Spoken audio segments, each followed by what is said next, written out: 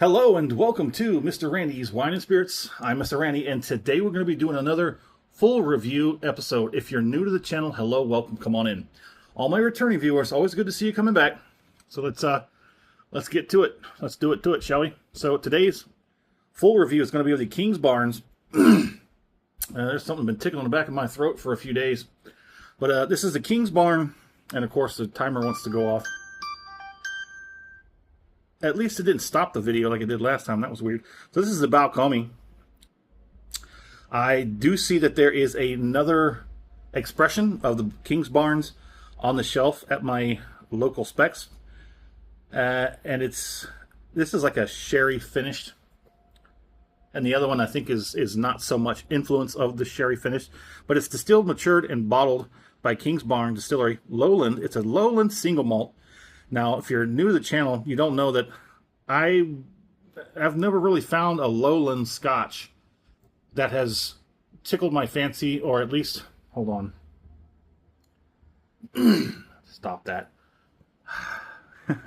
Why does everything want to mess with me as soon as I sit down and try and do something? Anywho, it is 750 at 46% alcohol by volume. It's very nice that they've done this. Distilled from Fife barley, and it's matured in ex Oloroso American oak sherry butts. There's that. Non-chill filtered, no color added, and there is no age statement. I know it doesn't say that on the box anywhere. It's family owned and operated, meticulously produced. It's unhurried fermentation, 2 yeast strains. So here we have again another distillery that likes to be unhurried. I can't blame them. There's the website if you'd like to join along. We'll take a look at the bottom up. Okay. It is imported by Palm Bay International, Boca Raton, Florida. Not too bad of a place. There's your Balcomie. Like to talk about that. I didn't find much information about this bottle from the website, or much of anything from any kind of relatable or reliable sources. But thanks for that. Now we're going to get to the bottle. Everything you saw on the box is on the bottle. Let's go ahead and get it. Let's get it undone here. Boom, boom. Nice big honker. It's got the birds. I don't know exactly what kind of bird that is. I've been getting into birds. That just proves that I'm getting old. I start being able to recognize more birds now. Got like a king swallow and oh boy, hummingbirds. Anywho's, let's go ahead and oh yeah, almost forgot. We're going to break out Mr. Randy's handy dandy whiskey color scale that so desperately needs an update. And off camera, I am going to plug it in at, I'm going to say a deep brown. What do you think? Yeah, I don't think it's quite a Palo Cortado sherry, but yeah. On the nose.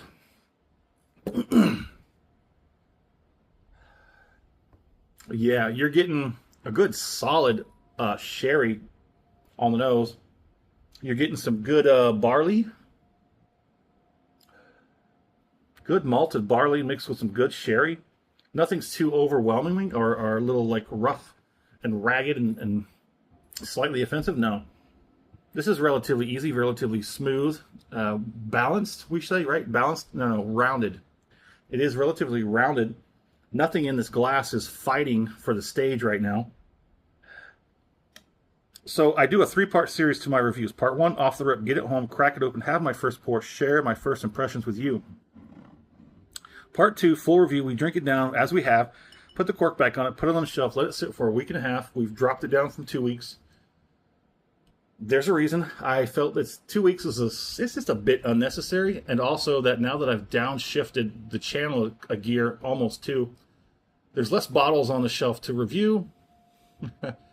So speed up that process and get through it a little bit faster. You might notice the videos on the channel have dropped significantly from like 8+ videos down to like 3 at best a day. And yeah, I mean, it is what it is. I just wanted to get all that backlog of my library out there. I didn't want to flood the whole algorithm and just destroy it. I just wanted to get it out there faster because we've lost a couple videos along the way. And I was always afraid of doing that. Also, I want to get caught up so that when I do this video, I'm going to edit it, I'm going to upload it, and then I'm going to schedule it to be released within 24 to 48 hours. That way, everything we just talked about in this video is going to be fresh in my head. And if you want to talk about it, we can talk about it. It'll be a lot easier. I won't have to go over and rewatch my own video.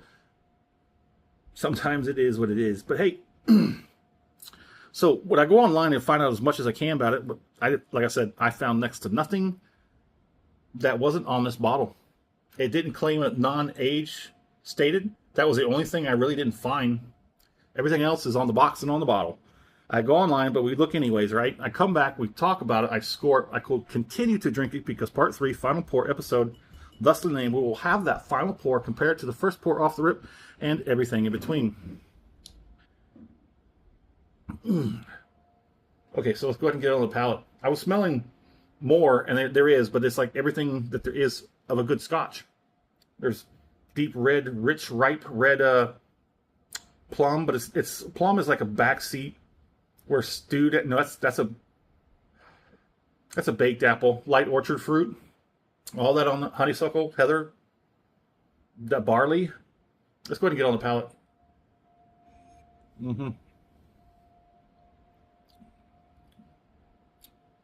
I think I mentioned it on my last video, but I did order a flag. I did get confirmation. Probably will be shipping out within the next few days.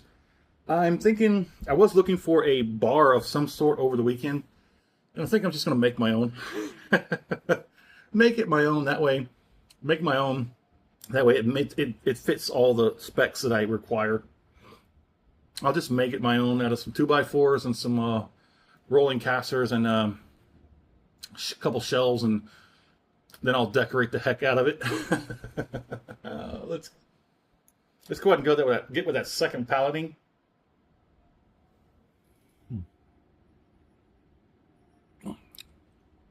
Okay. This will probably be the first Lowland Scotch that's gonna stick in my head. I have been looking at this bottle, even the Balcomie.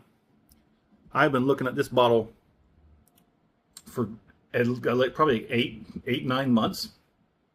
There's always been better, more knowable bottles. This came along right about the point in my journey where I stopped watching other people's reviews, specifically to gauge whether or not I wanted to have it. There's very few criteria I will put forth for picking a bottle.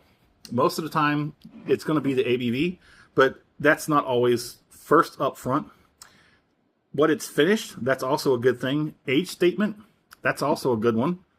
All those good little buzzers, like the non-age stated, well, maybe not that, but no color added, non-chill filtered. What they're using, where, more transparency of where it comes from. All that's sort of towards the end. But yeah, there's very few criteria that I really am looking into in order to make my choice. Like I said, it's been like 9 months I've been looking at this bottle, and I finally said, you know what? We got to start, just throwing darts at a phone book in the dark or something. I got a few good suggestions from you viewers. Thank you very much. I'm looking into those. A few of your suggestions are going to make me have to do some legwork. I found some. I just have to sit my butt in a seat for like an hour and a half at least to go get it. Because they don't have these things locally. I got to go get them from somewhere else. Almost outside of San Antonio. And I'm on the west side of San Antonio. Having to go to the east side is a bummer. So if you like the video, go ahead and hit that thumbs up button. If you haven't subscribed to the channel as of yet, go ahead and do so while you're there. That way these videos will come to you. Got lots of plans coming up, and we're starting to get to that breakout point on the channel. This format, I still want to keep it, but I want to take this and shrink it down to the corner and then flip it on its side and then, have a proper layout, But I also want to be able to keep you up close and personal with that bottle. Maybe have like a little, all the professionals out there, they have that little rotator pedestal. I'm looking for one. Maybe not that hard, but it's definitely sitting on my mind. Where are we? I paid $61.69 out the door from my local Specs. So pretty good. Thank you very much for that 46% and the sherry. So let's go ahead and get this finished. I know we didn't talk about the palating. There's not a whole lot of intensity as far as the action, the feeling going on. It's got a nice deep richness. And it doesn't set up a whole lot of heat or warmth in the back end. But we'll come back to that on the finish. So let's go ahead and do it.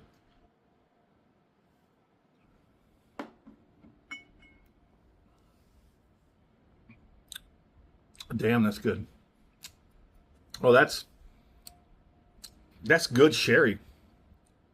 It's got this really sweet, please don't take it the wrong way, this sickly sweet sort of sourness to it that you get from the sherry.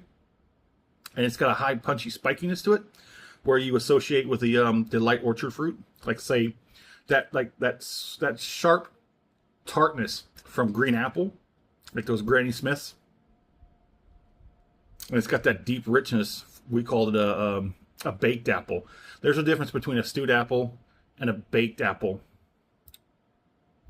I just got back into cognac. I'm getting cognac. I'm getting some like very back end characters that are reminiscent of cognac. As far as the effects go, everything, cheeks, gums, jowls, back end, nothing too extensive. I think the back end heat was probably, it's pushing a 2, but I don't think it's going to make it. Along with everything else is more towards the 1 out of 5. Do you think I need to recalibrate those sensors to maybe bump it up? Because we're hanging around in the lower ends. Like we rarely see a 3 out of 5. Maybe I might bump up. Maybe I might adjust those sensors. I think I'll work on that. How about that?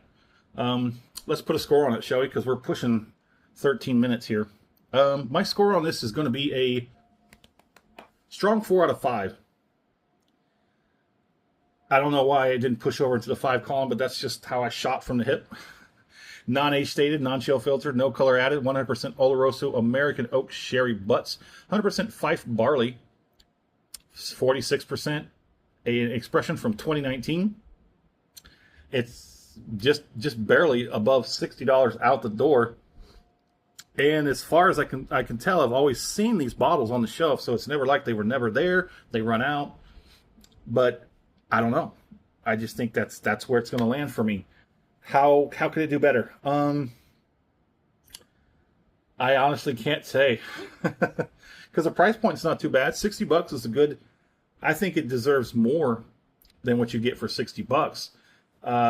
So I guess where we're at, my fair price. I'll leave it alone at $60 out the door, but I think this could possibly push 70 out the door pretty easily. I'd like to know what it costs in your area. If you have it, if you know where it is and you know what it's costing, go ahead and hit me up and let me know. So would I buy this again? This is definitely going to land in the category where I would have no qualms to purchase this again. And for that price, for $60 out the door at 46%, it's excellent Oloroso sherry cask finish. I like that barley that they use for it. I like all the little twists and turns they have with the flavor profile. And it sets really nice. The finish is good. It's really good. It doesn't linger. It doesn't linger too much. It lingers just long enough where you forget about it. And then, like, where did it go?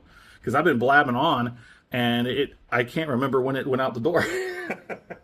Anywho, there it is.